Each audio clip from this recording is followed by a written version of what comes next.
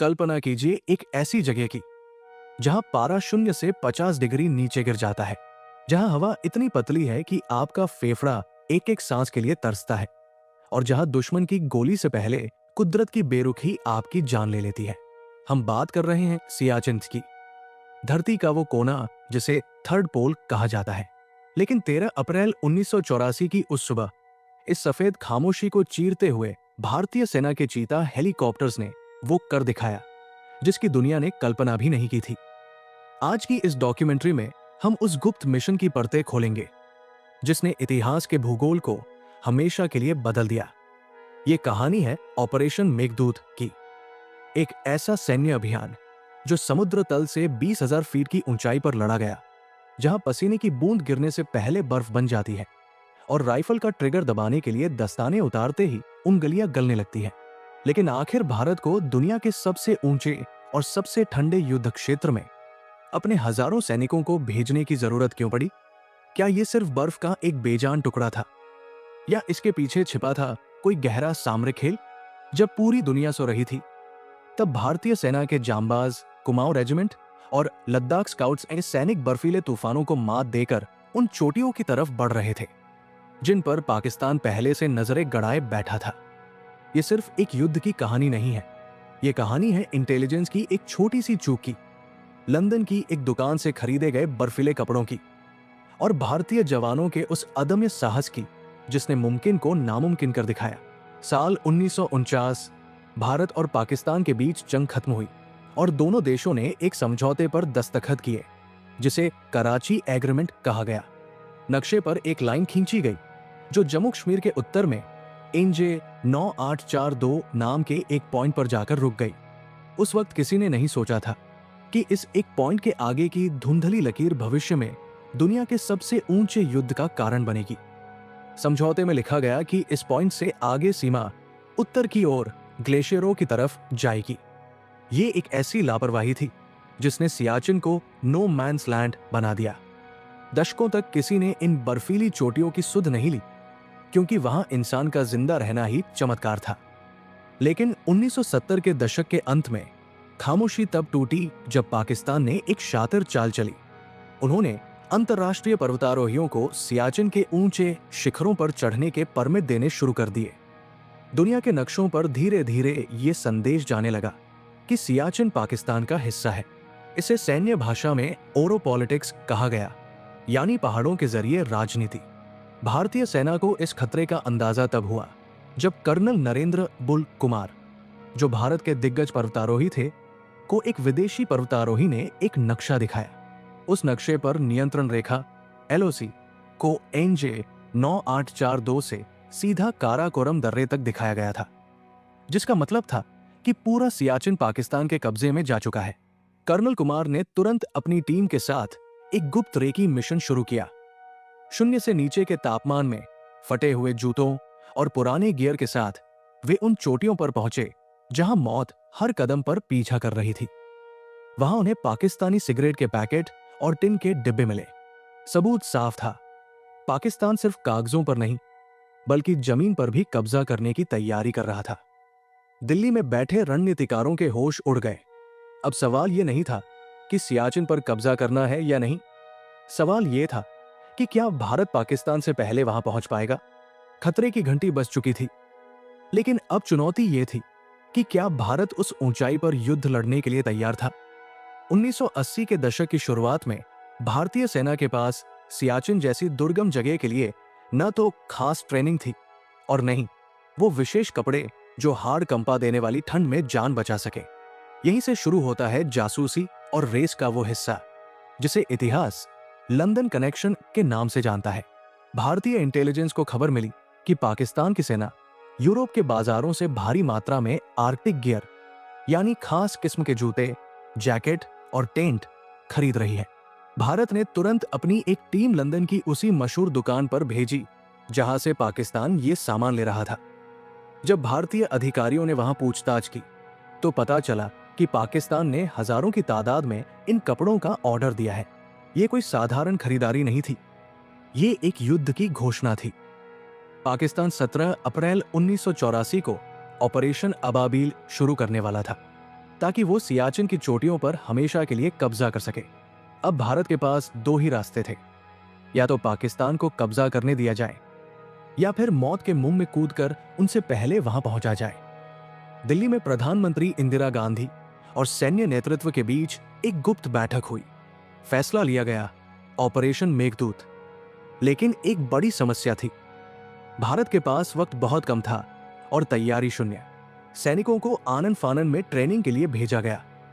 उधर दुनिया को गुमराह करने के लिए भारतीय सेना ने लद्दाख में एक रूटीन एक्सरसाइज का नाटक किया। किसी को कानों कान खबर नहीं थी कि भारतीय जवान चुपचाप सियाचिन के बेस कैंप की ओर कूच कर रहे हैं। रसद की कमी थी, मौसम दुश्मन बना हुआ था और दुश्मन देश की सेना बस कुछ ही दिनों की दूरी पर थी। भारत ने तय किया कि वो पाकिस्तान के हमले से ठीक 4 दिन पहले यानी 13 अप्रैल को अपना ऑपरेशन शुरू करेगा। ये एक ऐसा जुआ था जिसमें हार का मतलब था देश की सुरक्षा के साथ सबसे बड़ा समझौता। 13 अप्रैल 1984 की वो सुबह बैसाखी का त्योहार था, लेकिन सियाचिन के बेस कैंप पर जश्न का नहीं, बल्कि सांसें थाम देने वाले तनाव का माहौल था। भारतीय सेना के ऑपरेशन मेघदूत का काउंटडाउन शुरू हो चुका था। लक्ष्य साफ था, पाकिस्तान के ऑपरेशन अबाबिल शुरू करने से ठीक 4 दिन पहले साल्टोरो रिज की सबसे ऊंची चोटियों पर कब्जा करना।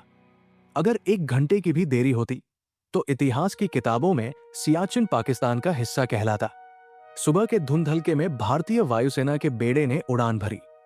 चीता और मी-17 हेलीकॉप्टर्स अपनी पूरी क्षमता से ऊपर लगभग 18,000 फीट की ऊंचाई पर उड़ रहे थे, जहां हवा इतनी विरल थी कि इंजन का फेल होना तय माना जाता था।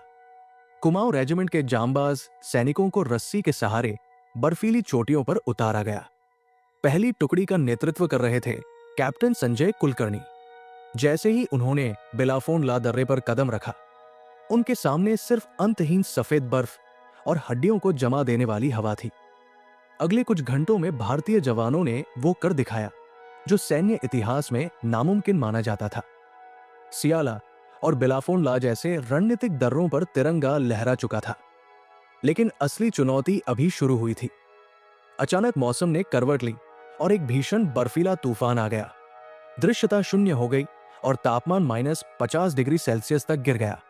रेडियो संपर्क टूट चुके थे और रसद पहुंचाने वाले हेलीकॉप्टर्स का उड़ना बंद हो गया। उधर जब पाकिस्तानी सेना अपनी योजना के मुताबिक 17 अप्रैल को वहां पहुंची तो उनके पैरों तले जमीन खिसक गई। उनके रडार और जासूसों को भनक तक नहीं लगी थी कि भारतीय सेना पहले से ही उन चोटियों पर अजेय होकर बैठी है। पाकिस्तानी सैनिकों ने जवाबी हमला करने की कोशिश की, लेकिन ऊंचाई पर मौजूद भारतीय जवानों के पास हाइट एडवांटेज था। गोलियों की तड़तड़ाहट ने उस खामोश ग्लेशियर को युद्ध के मैदान में बदल दिया।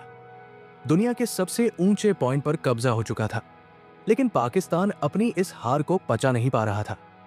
अगले कुछ सालों तक ग्लेशियर की बर्फीली चोटियों पर छोटी मोटी झड़पें चलती रहीं, लेकिन असली इम्तिहान अभी बाकी था। साल था 1987 और पाकिस्तान ने एक बहुत बड़ी साजिश रची। उन्होंने साल्टोरो रिज की सबसे ऊंची चोटी, जो लगभग 21,000 फीट की ऊंचाई पर थी, उस पर गुपचुप तरीके से अपनी एक चौकी बना ली। इस चौकी का नाम रखा गया कायदे पोस्ट मोहम्मद अली जिन्ना के नाम पर। यहां से पाकिस्तानी सैनिक भारतीय चौकियों पर सीधा निशाना साध सकते थे। भारत के लिए ये एक रणनीतिक दुस्वप्न बन गया था। जून की कड़कड़ाती ठंड में भारतीय सेना ने इस पोस्ट को वापस छीनने का फैसला किया। नायब सूबेदार बाना सिंह और उनकी टीम को यह लगभग नामुमकिन काम सौंपा गया। कल्पना कीजिए, 1,500 फीट की एक सीधी बर्फीली दीवार, जिसे रात के अंधेरे में चढ़ना था, जहां एक भी गलत कदम का मतलब था हजारों फीट गहरी खाई। बाना सिन्हा और उनके साथियों ने जब ऊपर कदम रखा तो वहां ऑक्सीजन इतनी कम थी कि दिमाग सुन्न हो रहा था, लेकिन उनके इरादे फौलादी थे। उन्होंने रस्सियों के सहारे उस खड़ी चढ़ाई को पार किया और पाकिस्तान के सैनिकों पर अचानक धावा बोल दिया। ग्रेनेड्स के धमाकों और संगीनों की लड़ाई में पाकिस्तानी सेना के छक्के छूट गए। बाना सिन्हा की बहादुरी का आलम यह था कि उन्होंने आमने सामने की जंग में उस चौकी को फतह कर लिया। अगली सुबह जब सूरज की पहली किरणें सियाचिन की चोटियों पर पड़ी तो कायदे पोस्ट का नाम बदलकर हमेशा के लिए बाना टॉप कर दिया गया। इस अदम्य साहस के लिए बाना सिंह को भारत के सर्वोच्च सैन्य सम्मान परमवीर चक्र से नवाजा गया। ये सिर्फ एक चौकी की जीत नहीं थी, ये पाकिस्तान के उस आखिरी बड़े मंसूबे की हार थी जिसने भारत को इस ग्लेशियर का बेताज बादशाह बना दिया। लेकिन इस जीत की एक बहुत बड़ी मानवीय कीमत भी थी, जिसे आज भी हमारे जवान हर दिन चुका रहे हैं।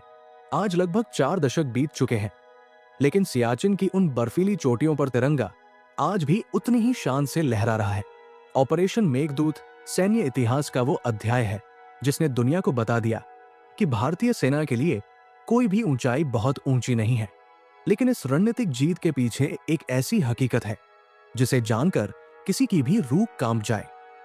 आज भी वहां तैनात एक सैनिक के लिए सबसे बड़ा दुश्मन की गोली नहीं, बल्कि वहां का जानलेवा मौसम है। सियाचिन में ऑक्सीजन की मात्रा सामान्य से सिर्फ 10% रह जाती है, जहां एक स्वस्थ इंसान को भी अपनी याददाश्त खोने या फेफड़ों में पानी भरने का खतरा बना रहता है। साल के 365 दिन वहां हाड़ कंपा देने वाली हवाएं चलती है। भारत हर दिन इस ग्लेशियर की सुरक्षा पर करोड़ों रुपए खर्च करता है, लेकिन यह खर्च सिर्फ जमीन के लिए नहीं, बल्कि उस रणनीतिक बढ़त के लिए है जो भारत को पाकिस्तान और चीन दोनों पर एक साथ नजर रखने की ताकत देती है। आज सियाचिन सिर्फ एक युद्ध क्षेत्र नहीं, बल्कि भारतीय शौर्य का प्रतीक बन चुका है। ऑपरेशन मेघदूत की कहानी सिर्फ एक मिशन की जीत नहीं है, ये उन गुमनाम नायकों की दास्तां है जिन्होंने कुदरत को भी झुकने पर मजबूर कर दिया। अगली बार जब आप पहाड़ों की शांति को महसूस करें, तो एक पल के लिए उत्तर की उन बर्फीली सरहदों के बारे में जरूर सोचिएगा, जहां आज भी इतिहास लिखा जा रहा है।